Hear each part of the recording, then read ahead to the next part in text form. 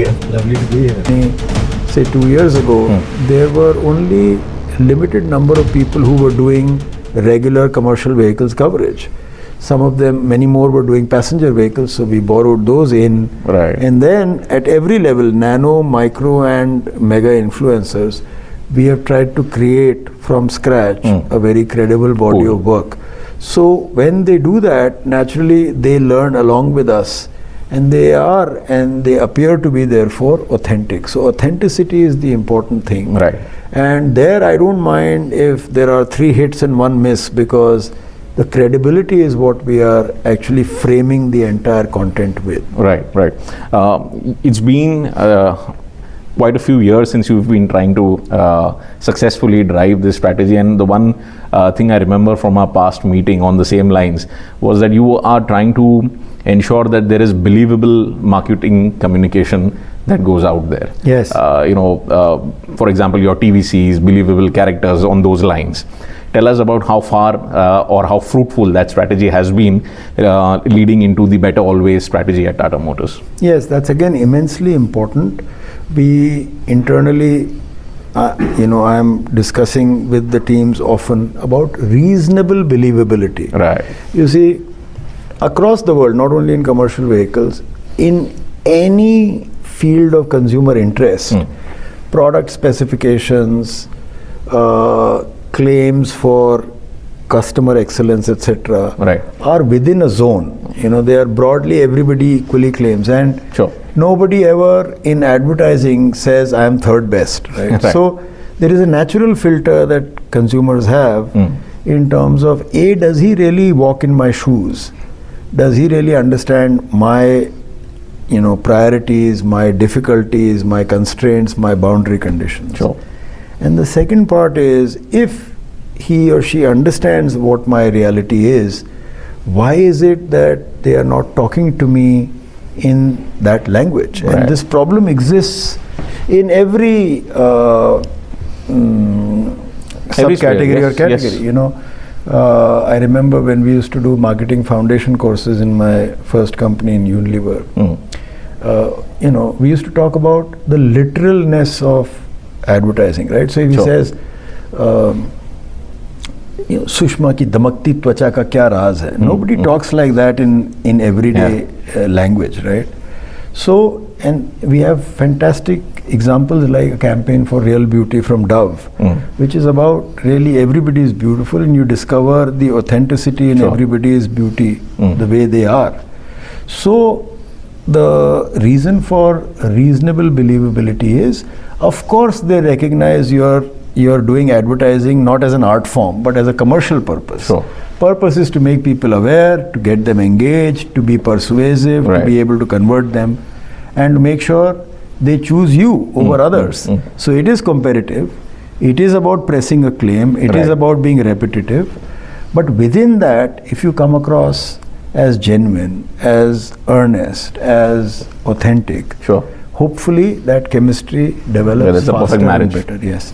And in our business, in automotive, the real brand relationship begins after they have bought the product, because then they experience the product. It needs to stand true test of time, service and so on, resale value, so many other things. It's over the life cycle of the vehicle. Is right. So therefore, when we translate all of those insights into our 30-second ad, it has to at least give them a sense that these guys get it. Right. And that has been our honest effort, and I think it's paid off. Right. Statements like, or taglines like Desh ke trucks have worked very well. It goes with the entire Tata lineage. And then of course comes this Better Always commitment to your customer. Would you call it a complete brand refresh, or do you feel it's a subset of the earlier brand management strategies? It is brand repositioning. So it is a refresh in terms of nomenclature. So Tata Motors Commercial Vehicles, tagline, style guide, graphics treatment, overhaul of our web architecture, putting that voice out in owned media, earned media, and so on. But it is also a brand refresh to the extent that we are very mindful and very grateful for the love and adoration that people across the country have given us. So that legacy is a very tall legacy. of being an industry pioneer, of being trusted, of being looked up to, of being seen as partners. Sure. So we want to preserve that at the core. So everything that is good about us is very much at the core of our new DNA. Sure. But at the same time, there are many other parts which we do which may or may not be as perceived. Sure. So we want to put that in the spotlight so people can appreciate the many other dimensions of Tata Motors. Right. How do you convince or reach out to each of your stakeholders? Let's start with perhaps fleet operators and then go down to the dealerships and your aggregate providers. Yes. So I suppose you mean in general and then with the... In general and with this repositioning. Now let me cover both. Right. As a media mix, we are not hanging our hat on any one platform, one type of media. Right. Through the year, there is a very large below-the-line promotions campaign calendar. Right. Whether it's expos, participation at events. We last met at the Auto Expo, which is really the biggest of them all. Yes. But this continues through the year. Then CRM. So we have addressable permission marketing, first-party data, which we reach out to. Sure. There are our owned sites, like more than 35 websites which have been overhauled and refreshed. People come and engage there. Right. We have corporate communications to share all the things that Tata Motors is doing, from news of innovation to sustainability and so on. Then there is paid advertising, of course. But most important is that earned voice, which is the word of mouth. Sure. So through everyday performance, when people are driving their trucks at night, when they feel safe, when they feel rewarded, when they earn a profit, and that is the stature we have tried to inject into something like Desh Ke Trucks, which you were alluding to. Right. Then all of these things in sum become the brand. A brand is nothing but the meta reputation of many reputations. Right. So every encounter matters, every piece of our engagement matters, every piece of our content matters. And we have to look at the grand design to be who we are, but also to give that rightful exposure. Right. And that continues as I mentioned, and not the least of which is meeting people across the table. So the key account teams, when they are presenting, even how our PowerPoint slides are branded, what's right down the brochure where the very apps, minute details. Right. Everything conveys that we are proud of the brand, we believe in the brand, and we are putting it out. Right. You've evolved your strategy. Of course, a big reason around that is because your fleet customer has also evolved. Tell us about that evolution, how they've perceived this strategy, because I believe there is an interconnectivity, there is a feedback mechanism that you would have said, this is required at this stage. So how does your fleet customer of today react to a brand positioning like this? How does the dealership react to a positioning like this? Yes. So as you know, we have 8 P&L businesses within Tata Motors Commercial Vehicles. But let's take the case of trucks, CV passenger, the buses business, and let's say small commercial vehicles. Yes. In small commercial vehicles, the traditional reliance and the go-to audience has been first-time users or first-time buyers, who are often themselves driver entrepreneurs. Or there are small fleets. Then there are captive owners within that whose not primary business is not logistics, but they buy one or many small commercial vehicles to service the business that they are actually in. Then there is the intermediate, light, medium commercial vehicles, the heavy commercial vehicles, the CV passenger. All of these then get into bigger and bigger businesses. And some of our clients, many of our clients are multi-100,000 crore businesses of their own. They are very large operators. Not to forget the service that we provide them, the spare parts that go to them, and so on and so forth. One of my learnings has been that in many of my previous stints, share was ephemeral, it was short-lived. You switch a channel, you bought a bouquet of channels, there is no cost to switching. Or you buy a sachet of shampoo, you like it, you buy a bottle, you don't like it, you continue with the earlier one. Many of them were habit forming, but still, if something was forcefully advertised, all right, this month I will try the new toothpaste. In this business, there is much greater stickiness. So when a new brand is admitted into a fleet, it stays for 5, 7, 10 years. Service, spare parts, driver training, so many other things that come into it. So the advertising that goes along with it also has to be really deep and meaningful, because it's not a frivolous decision. And you have to target all those touch points. Yes, it is a rational decision and an emotional decision intertwined together. And so people take committed action only when they are fully sure, and they do the commercial maths, they arrange for financing, they look at spoken reputation, actual experiences. And as you go into large fleet owners, they already have X vehicles. Right. So you are selling them the X+1, X+2 and X+N vehicles. It is not that you are a new entity. They already have a sense of who you are, what you have done for them, how you have worked with them in the past. All of that then goes into how they perceive the brand. Right. So it is, as I said, an amazingly dynamic business landscape, a huge ecosystem, and selling to a farm gate operator in, say, Punjab is very different from selling to a person who's taking construction material in Hyderabad, is very different from selling to a e-commerce delivery person in Mumbai. Their needs are different, their context is different, their application is different, and to customize that many things into advertising is near impossible. And so everybody has to orchestrate and come together to rightfully send the message to the right consumer at the right time. Right. For your B2B business, specifically when you are dealing with the large enterprises, they have their own strategies. The awareness levels are a little more high. Saleability is perhaps a little more difficult or easy because they know exactly what they want. How do you deal with that pool of customers? The way we look at our role, I can certainly speak for myself, is you're creating the context, right? So the context is, positive associations, brand attributes, driving sentiment, and it operates overtly as well as subliminally, right? So if you know of a player to be a large player, if you know that they are committed, that they are honest to their word, that they strive and their partnership mindset is very active, you will have a positive association. This we track through brand health tracking, which is done for all our businesses. Through sentiment surveys, which we do quarterly. Through a huge exercise in customer satisfaction survey. So it's not only one thing that tells us how key accounts are perceiving us or how the lone driver entrepreneur is perceiving us. It's an amalgamation of many things. Now, one is to listen actively. The other is to be able to analyze honestly. And that also is responsibility is ours, to be able to convince the businesses what we are hearing is this, what it needs to therefore translate as marketing action or communication is this, and with that consensus move ahead. Right. In terms of key metrics then, because you are analyzing and there's a lot of actionable data, what would you say in performance marketing today is perhaps the most important or a few most important metrics that can help an organization?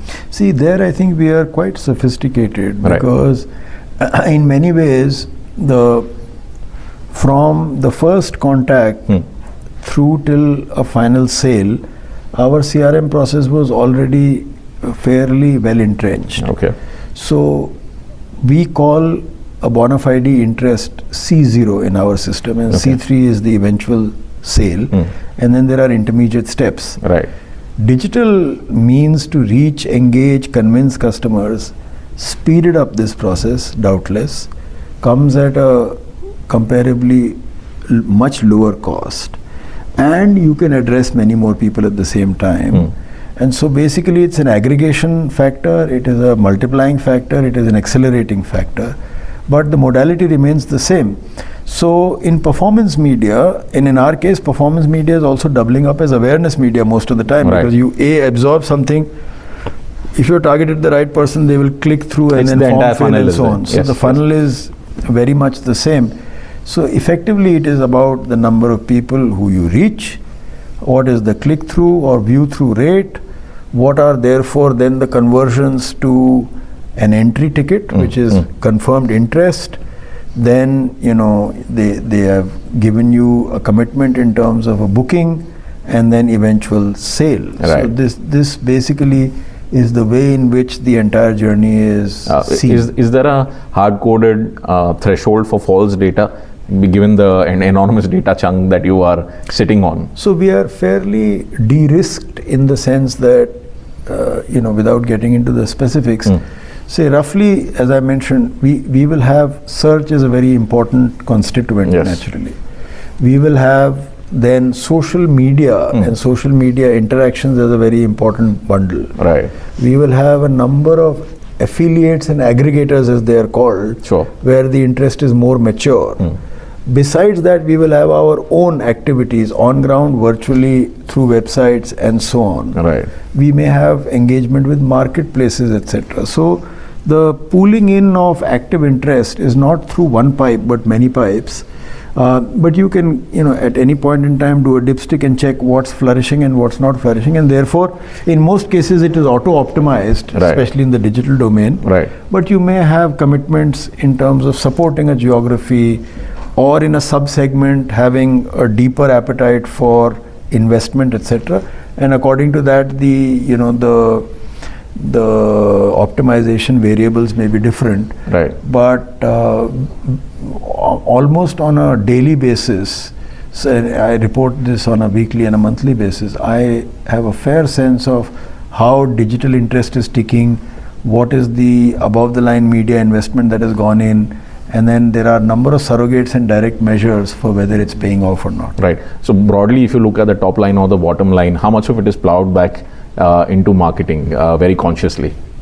Is there, because usually theoretically there is a number, but are you dynamic with it? No, our number has been consistent, and despite the ups and downs, say, in respective businesses, at an overall level we have maintained the spends across the 3 years that I have been there. Okay. With a healthier proportion going into brand creation, above the line media and digital media. Okay. So this much I can tell you for sure. Yeah. Okay.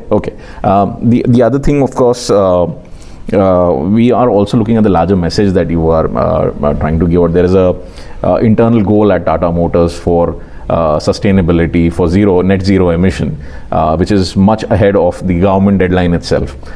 How do you establish that commitment in your new brand strategy? Excellent question. Sustainability is at the heart of our business, right, and we have to be responsibly dealing with it, because we have, as you said, under Project Alingana already signed up for a net zero ambition overall. Right. Now, this reflects itself in new fuels. So alternate fuels, we are at the forefront, whether it is LNG, CNG, hydrogen ICE, or EV, which is already commercialized across the length and breadth of the country. It is also being reflected in terms of content. So we have not only explained how there are better emission technologies at play, also what the fuel does for you. People have to be given motivators such as the fact that this is cheaper and more profitable, and so on and so forth. In the case of electric vehicles, just frequently asked questions, range do it yourself, ecosystem, range, charging ecosystem, resale, what is the performance of the vehicle, what are the sensorials I should be looking out for, and so on and so forth. All of this action is marketing action, right? And even in the way in which we have now made our graphics, for example, the new font treatment, the fluidity, the minimalism, all of that is suggestive of sustainability at the heart of it. Right. With such a well chalked out strategy, could you say it very confidently that you stand out amongst competition? Well, I can say that without any hesitation that, I think there is deep love and respect, and people across the country bless us in the sense that when they buy a vehicle, they say Tata ki gaadi kharidi hai. Right. And and that itself is a deep connect, a deep bond with the equity which we are blessed to have. And people see that we mean business, we are committed, we are transparent, and we want their success to be our success and vice versa, which is why better always. Right. Because many people ask me, good, better, best, why not best?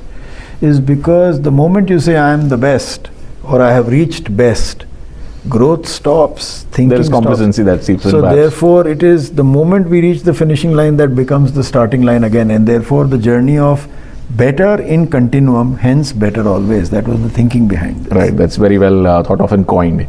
Lastly, it's never easy for a customer base to easily grasp the nuances of a new repositioning strategy. They've been used to certain things that have been fed to them perhaps over the last half a decade, and now comes this better always strategy. What is the message that you would want to give to your long-term loyal customers who've been there with you in the thick and thin about this new repositioning strategy, and how perhaps a lot changes but nothing changes? Yes, yeah, actually I think you put it very well. A lot changes because change is the essence of growth. Right. But nothing changes so far as our bond, our sense of connect, our partnership mindset, and our deep gratitude to people for giving us the business that they so lovingly give us. Right.